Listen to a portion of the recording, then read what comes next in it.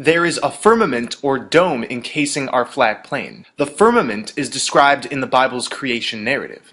Then God said, "Let there be a firmament in the midst of the waters, and let it divide the waters from the waters." In Egyptian mythology, Nut is the goddess of the sky. She is seen star-covered, arching over the earth, representing its dome. In Greek mythology, Uranus was the primeval god of the sky. The Greeks imagined the sky as a solid dome of brass, whose edges descended to rest upon the outermost limits of the flat earth.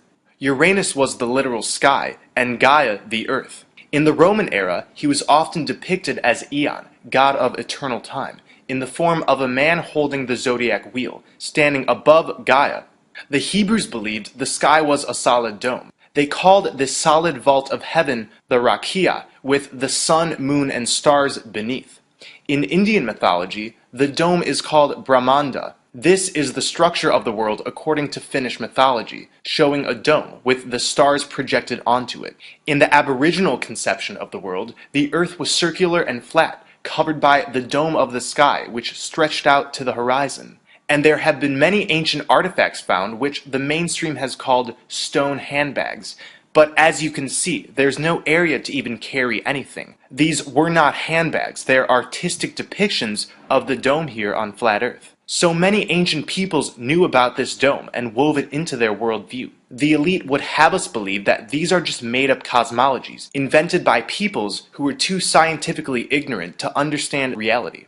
But there is no coincidence that the same description of a flat earth and dome is so common. The dome is connected to catastrophes that have been recorded throughout the ages. What modern society calls myths and legends are in fact ancient history, and woven into various myths are descriptions of devastating celestial events. In ancient times, something very awful happened, the Great Flood, sometimes called the Deluge. It was so devastating and frightening that it remained in all of humanity's ancient written and oral traditions. It's possible that these stories over time have been transformed from true descriptions into mythology, where the celestial bodies are given names and human-like characteristics, and in this way, everything was hidden in plain sight.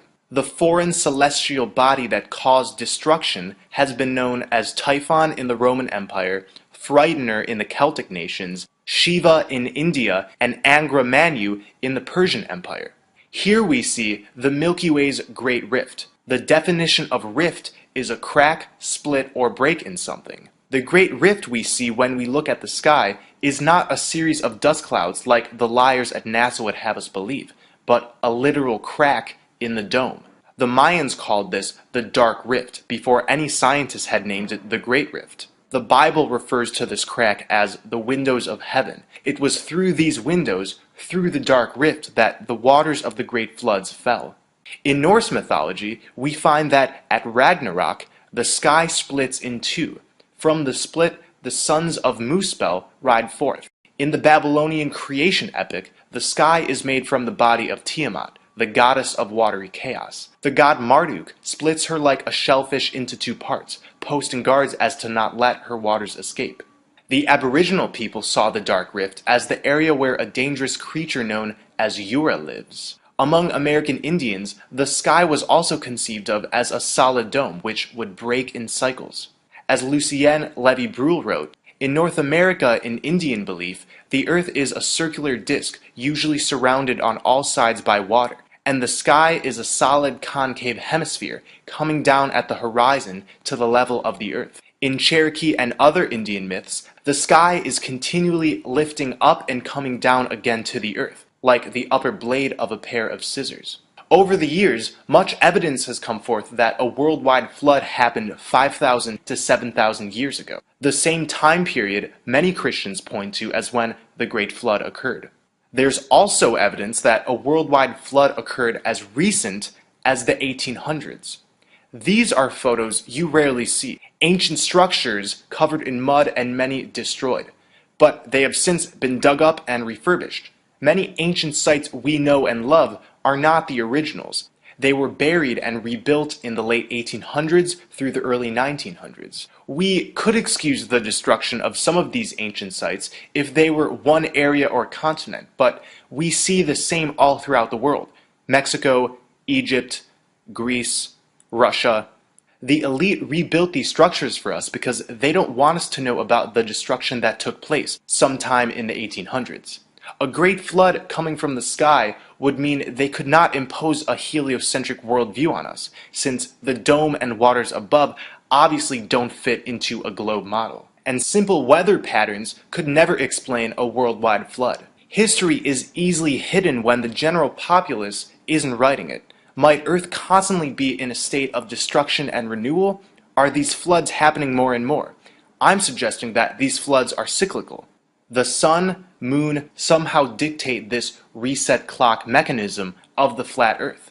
This is one reason why the ancients were always watching the skies with so much dedication, for signs of another catastrophe. Sadly, the information of this reset mechanism has been hidden and kept to the controllers of this world. There is perhaps a total reset every 5,000 years.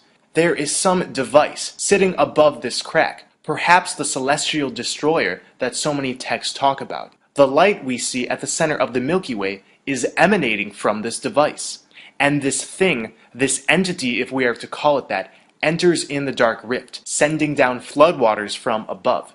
It then seals itself back above the rift until the next cycle of destruction. Perhaps the elite have discovered a way to control these floods, and this celestial destroyer is simply a man-made mechanism, or an entity that can be unlocked, enticed, or reprogrammed to send down floodwaters at will. My friend Chris Seeley has suggested that the pyramids and similar structures have had the ability in the past to manipulate and control these floods. And I quote, "Because when temples are built on ley line nodal points, they can and possibly were connected in resonance and capacitance with the illuminates and subsequent toroid field, thereby initiating the fracturing of the dome above the flat earth, allowing in the waters above, causing great floods, and the complete electrical shorting of the temples, which would explain the evidence of the electrically fried and disintegrated stone obelisks found at or near many temple sites now. In my video on menstrual blood, I gave my own rough explanation for the Great Flood. At this point, we can only speculate. What we can be sure of, however, is that there is a dome above us, and these floods come from the crack we see in the dark rift. The reality of the dome and cyclical destruction is hidden in plain sight.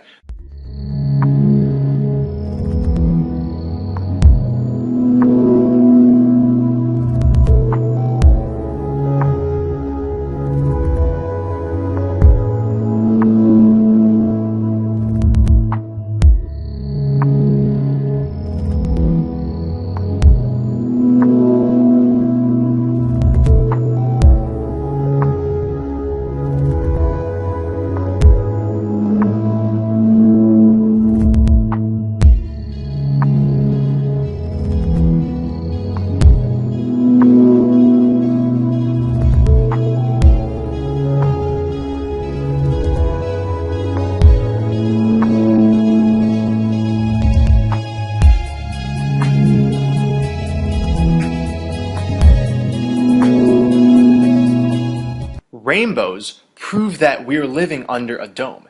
Anybody can create a rainbow outside with sufficient sunlight and water. However, a mirror is required to create a rainbow inside, and not just a mirror, but one that is submerged in water. If a rainbow is caused by reflection, refraction, and dispersion of light in water droplets, resulting in a spectrum of light, then why would you need a mirror inside?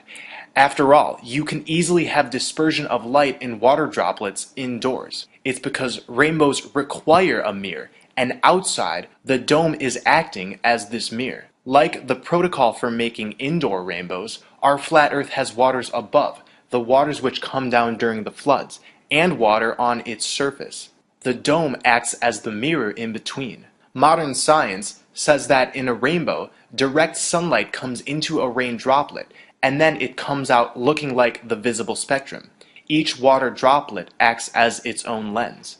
But if this were the case, each water droplet in a rainbow would contain all the colors of the visible spectrum, resulting in a hodgepodge of colors throughout, and not the gradual spectrum we see. When we zoom in, each droplet of a rainbow has its own specific color. This only makes sense if the visible spectrum is being reflected off of a type of mirror, a dome, and then spreading onto the waters of a rainbow. the dome triangulating the sunlight. The flat Earth dome is fastened to the outer limits of the Antarctica ice wall that surrounds our plane. In 1947, during Operation High Jump, Admiral Byrd discovered the outer boundaries of the firmament. Many of his men's planes were disappearing very quickly. A lot of them were crashing into invisible barriers and disintegrating in mid-flight. It was shortly after discovering this barrier that Byrd discontinued his mission and returned home. What happened is Byrd's planes encountered the walls of the vaulted dome. Soon after, many measures like the Antarctica Treaty and a consistent military presence at the ice wall were put in place to cover up the structure of our enclosed world system, while also preventing unwarranted intrusion which could lead to an announcement of the discovery of the Earth's dome. Here are some photos of the ice wall which the dome is fastened to. Sadly, we don't have as many as we would like since this area is heavily protected by military presence. So, if there is a dome, how are meteorites explained? Debris floats around in the currents of the waters above the dome, occasionally hitting the barrier with enough force to penetrate it. This debris falls to the Earth as meteorites. The composition of meteorites is very similar to that of the rocks and crust found on the ocean floor.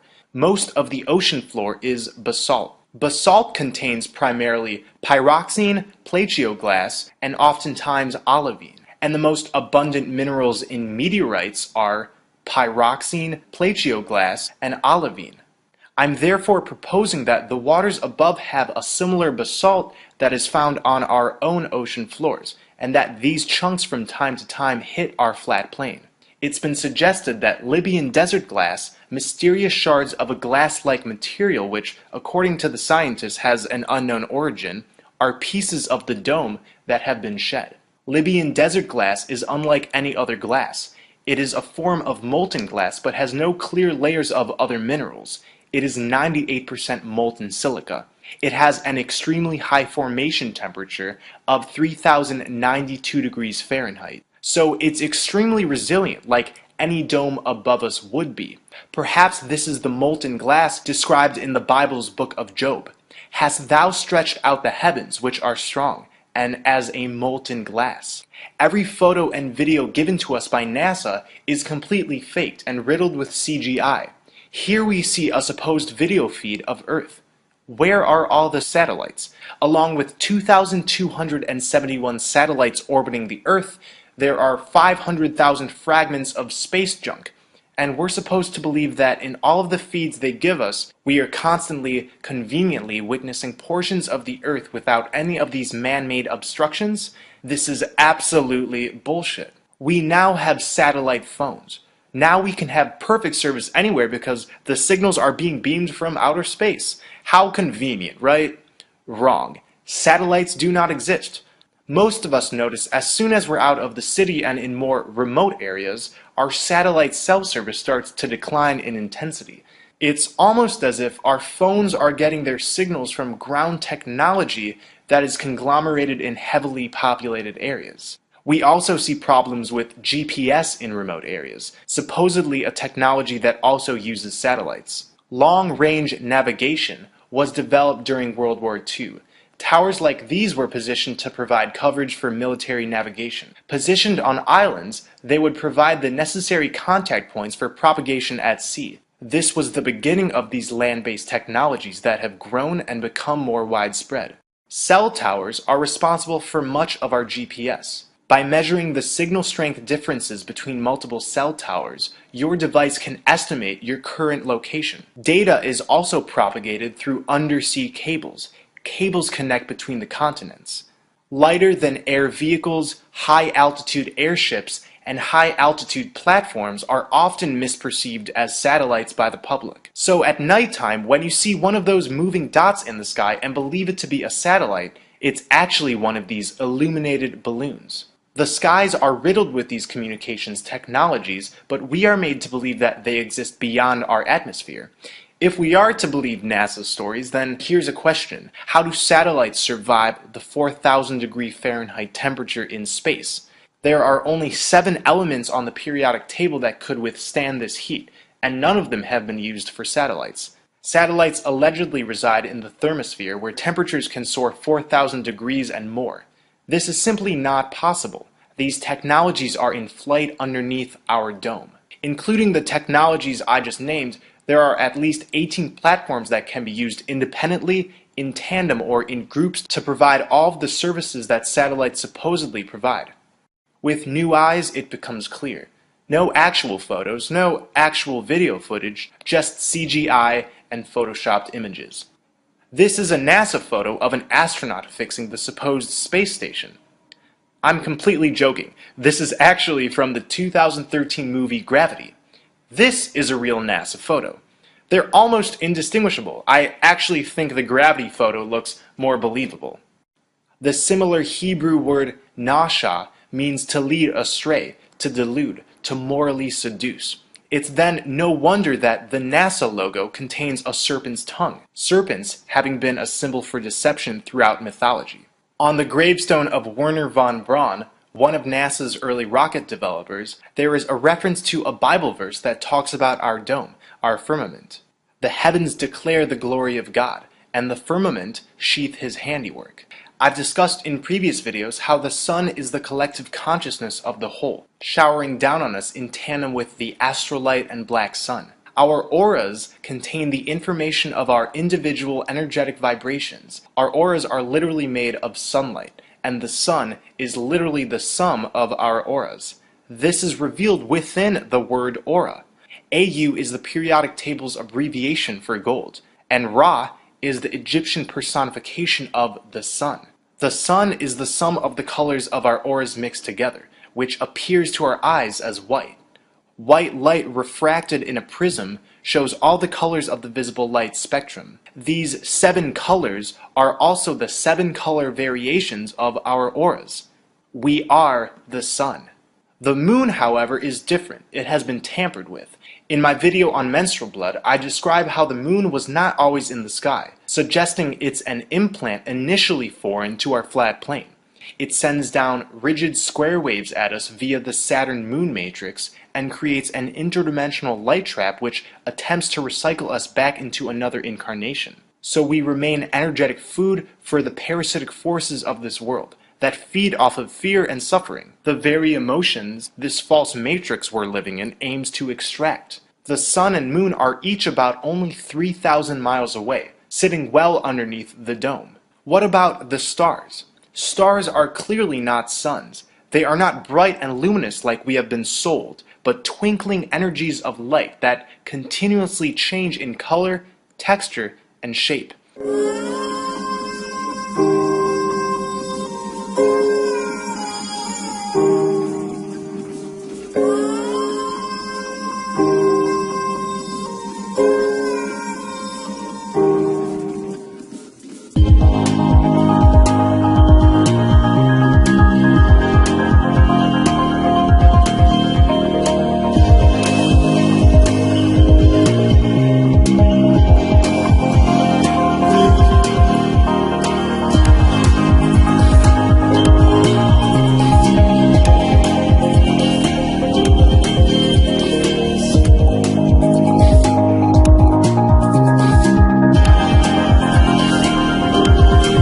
Sonoluminescence is the emission of short bursts of light from imploding bubbles in a liquid when excited by sound.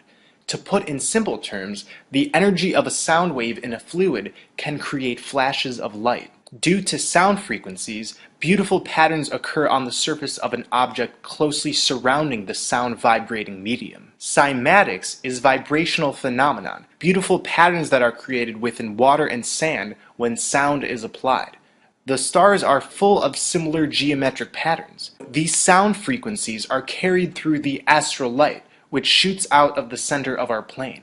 The other side of our plane, Agartha, is so harmonious that these frequencies created there, whether it be actual sound or just waves of natural harmonious tones, appear as beautiful lights in our skies, revolving us and giving us spiritual guidance in the form of astrology. So waves that create the stars are caused by frequencies from the other side of our flat plane. These sound waves propagate through the dome and the waters above, where they reflect back as twinkling sonoluminescent lights that we call stars.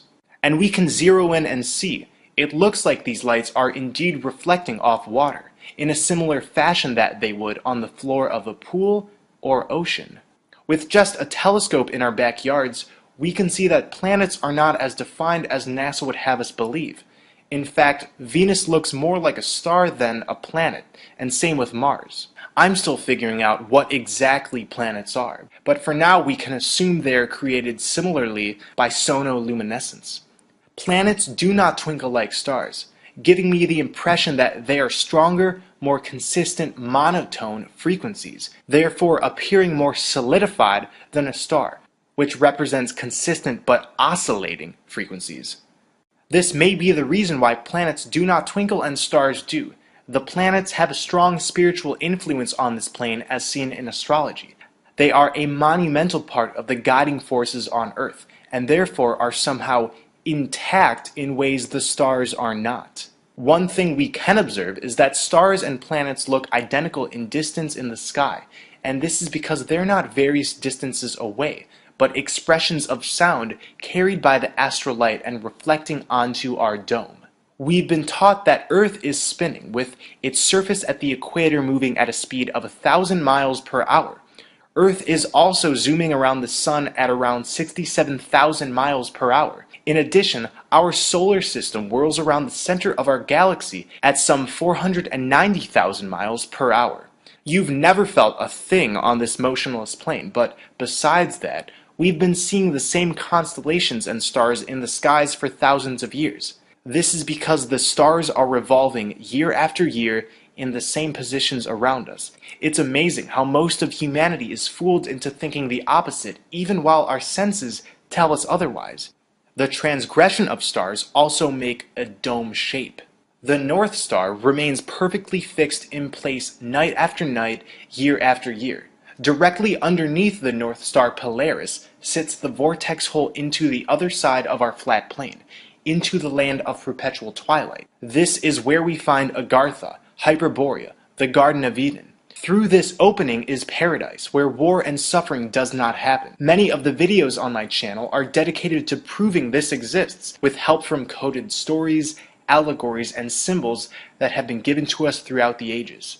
The swastika is an ancient symbol seen in almost all ancient cultures in some form, oftentimes in association with the black sun symbol. The Big Dipper dances in a circle around Polaris, and this is where the swastika symbol comes from. All compasses point to the holy hole, the true north pole of our flat plane. The reason the swastika has held such significance is because it meets at the point in which underneath lies the exit hole into paradise. The Big Dipper dancing around Polaris moves like a vortex. Underneath, there is a literal vortex. As above, so below, literally. This is the first footage ever to be seen of the polar entrance. This is a huge opening at Earth's North Pole, even though it might look small here. When we enter through this opening, we make an interdimensional flip-flop and end up in the world powered by the black sun. You can see the astral light, or aurora borealis, shooting out. It's a faint green color here. This was claimed to be taken by the Russian space station, but this is obviously taken much closer through an airplane window. The elite, among all of their control mechanisms and fear-based programming, have given us clues such as this video, the Holy Grail, the Spear of Destiny, and many others. These clues have been placed here as a form of lesser magic, hiding the truth in plain sight, so those who may decode them can get out of this false matrix and into a place full of love and unity. The other side of Flat Earth is more in sync with its fifth-dimensional nature. There is easily accessible divine information down there, a heart-centered consciousness. We are gathering for this journey to the center under blood over intent. There is a spiritual filter in place, and only those who have spilt their blood over their divine intent will be allowed in. This is white blood magic that is sealing our names with the intent to bring forth heaven on earth. This intent is divine, and when we spill a few drops of blood on it, we are then metaphysically aligned with the vibrations of this intent. Search blood over intent, replicate the videos you see, publish it on YouTube, and stay tuned. The journey to the center is happening within a few years' time. Me and my blood brethren have the right intent. We know our destination. Now is the gathering period. Blood over intent is also reshaping the fabric of this reality. We're going to the center, but in the meantime, we're doing our part in alchemically sealing this side of flat Earth with the word spell heaven on earth.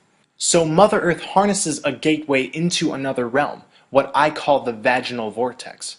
Once we're through, we will be able to remain in paradise, and some of us may choose to exit this entire matrix through the black sun, which is indeed a black hole sun. The great deep that many flat earth depictions describe is not a place to fear.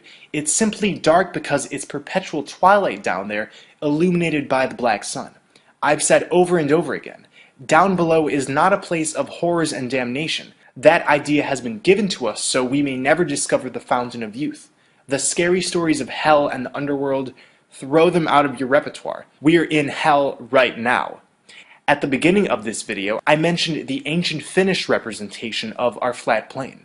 Within this model, a great whirl was caused by the North Pole by the rotation of a column of sky. Through this whirl, souls could go to the outside of the world, to the underworld. Ancient cosmology and illustrations are riddled with mandalas and drawings that all converge toward the center. This is no coincidence. Get to the center.